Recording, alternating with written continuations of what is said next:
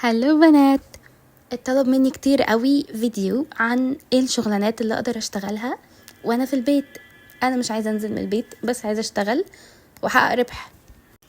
لو دي حاجه انت بتدوري عليها فالفيديو ده ليكي، خليكي معايا لحد الاخر، لان عملت ريسيرش كتير قوي وما لقيتش حقيقي ولا فيديو ينفع ان حد يعتمد عليه ان هو يعرف يشتغل من البيت. واول حاجه هنبدا بيها هو لو انت ما عندكيش تعليم او ما عندكيش لغه، انت زيرو في كل حاجه، ما عندكيش اي مقومات، بس عندك مطبخ. تقدري اول حاجه ان انت تصدقيني المطبخ ده بيطلع منه اختراعات. تقدري تعملي كوفي، تقدري تعملي ساندوتشات، تقدري تعملي مخلل، تقدري تعملي حاجات كتيره قوي من المطبخ. هتقولي طب انا ازاي هبيعها؟ دلوقتي بقى في اي حي شعبي او اي كومباوند او اي منطقة بيكون في جروب بيكون لامم المنطقة دي كلها، فتقدري بكل بساطة ان انتي تحطي بوست انا بعمل 1 2 3 وتصوري حاجتك وتعرضيها.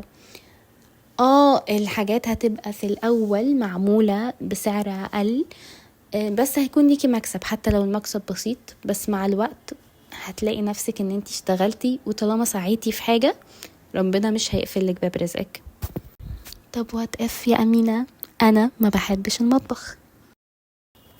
هقولك، عندك سارة هاني بدأت براند الاكسسوارز بتاعتها من 1000 جنيه، فانتي تقدري تشوفي مشغولات يدوية، شنط كروشيه بتتباع بأسعار حلوة قوي قوي قوي.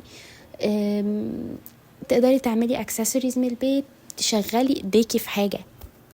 طب امينة بقولك ايه، انا ماليش في شغل بقى الشنط الكروشيه والحاجات دي كلها وقف في المطبخ، مش عايزة ده.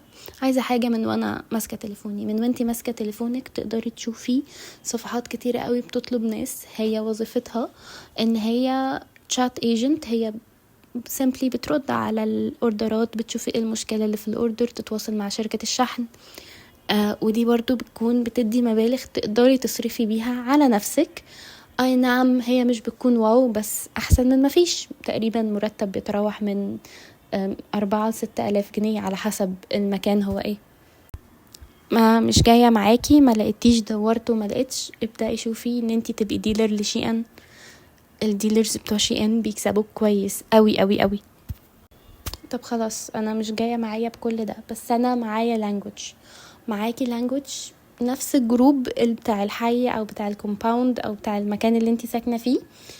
لو انتي عندك المقدرة ان انتي تعلمي طفل، خدي كورس ازاي تتعاملي مع سلوكيات الطفل، وابدأي ان انتي علمي اطفال انجليش، ماث، عربي، اي حاجة من الحاجات دي ابدأي ان انتي علميها. هنجيب لك دخل وانتي في بيتكو، بس خدي بالك ان دي هتكون امانة بين ايديكي. يعني انا بقول لك اعملي كده، بس دي هتكون امانة بين ايديكي، عامليها احسن معاملة. طب امينة، انا دلوقتي بنوتة متخرجة من أزهر أو بنوتة أزهرية، درس فقه وشريعة، ومعايا بروفايل محترم، بس معيش لغة. انتي معاكي أقوى، انتي معاكي لغة عربية، لغة قرآن كريم. انتي ما تتخيليش يا كوين كام واحدة بتدور ان هي تدرس الدين، من ضمنهم أنا باي ذا واي. بدور على معلمة تقدر ان هي تدرس. لو انتي اتعلمتي ده وعندك الاستعداد ان انتي تدرسيه وتنقليه لغيرك، غير طبعا ان نقل الحاجة دي لغيرك هي جنة بس تقدري تحطي ده بأسعار رمزية، وبجد هتلاقي بنات كتير وبنات بتقول بنات، وانتي هتستفادي من جواكي inner peace plus دخل مادي. طب أمينة، أنا ازاي هقدر ان انا ابان؟ في ناس كتير بتعمل كده. انتي تقدري ان انتي تباني من البلاتفورمز بتاعتك. اعملي بلاتفورم ما فيهاش صورتك، ما فيهاش شكلك، لو انتي كاميرا شاي او لو انتي مش بتحبي تظهري عامة على الكاميرا، يعني اعملي لنفسك فيديوز، اظهري شغلك، صوري شغلك. لو انتي بتدرسي الأطفال، صوري الأطفال بقت بتتكلم ازاي، أو حتى صوتهم بقوا بيتكلموا ازاي، أو بيقدروا يتعلموا ازاي. لمعي نفسك، خليكي فخورة بنفسك ان انتي بتعملي حاجة، ولمعي ده، اظهري ده. اعملي بامب. مش بتشوفي الناس النرجسية عاملين لنفسهم بامب من بره وهم اكشلي من جوه ولا حاجة؟ اعملي ده لنفسك، بس انتي اكشلي انتي حاجة كبيرة. انتي هتبقي بتعملي بامب لشغلك وبتعبك، بتبقي بتلمعي نفسك. وعايزة اقولك ان انتي لو جبتي مكنة خياطة في الفترة الزمنية اللي احنا فيها دلوقتي، مش هيبقى اسمك خياطة وشغل الحاجات بتاعت زمان الطبقية اللي ملهاش اي 30 لازمة. الناس بتاعت زمان اللي بتحكم انت ساكن فين او انت عايش فين عشان احكم عليك او انت بتشتغل ايه. لا، هو احنا دلوقتي في فترة زمنية فيها ان انتي اي شغلانة بقينا بنقولها بالانجليش، فبقى هي حاجة حلوة. ده بجد انتي في فترة زمنية كل اللي حواليكي بيفكر كده، لدرجة ان في شغلانات اصلا ملهاش ترجمة بالعربي، او انا لو قلتلك الترجمة بتاعت شغلانتي بالعربي مش هتفهميها. يعني انا مثلا شغالة حاجة اسمها real time analyst بالعربي، انا مش هعرف ان انا اشرح لك ايه اللي انا بعمله. بس لو فكرنا ان انتي لو جبتي مكنة خياطة وبدأتي ان انتي تشتغلي بيها من بيتك بديزاينز مختلفة، تبدأ ان انتي تكريتي ديزاينز او حتى تقلدي ديزاينز بس تحطي فيها حاجة زيادة وتقولي ان ده مستوحى من كذا. ده مش عيب عامة، انتي بتستوحي افكارك من حاجات تانية حواليكي وبتقولي انا شفت كذا فعملت كذا. ده مش عيب. وحتى لو عملتي ده مع عندك ليدي بيلا، تقريبا كان اسمه ليدي بيلا، حاجة زي كده، بيقلدوا بس مشهورين قوي. في الاخر هيبقى اسمك ايه؟ هيبقى اسمك فاشن ديزاينر. طمني لو انتي خايفة على برستيجك يا كوين ان انتي ما يبقاش اسمك خياطة مثلا، لا هيبقى اسمك فاشن ديزاينر.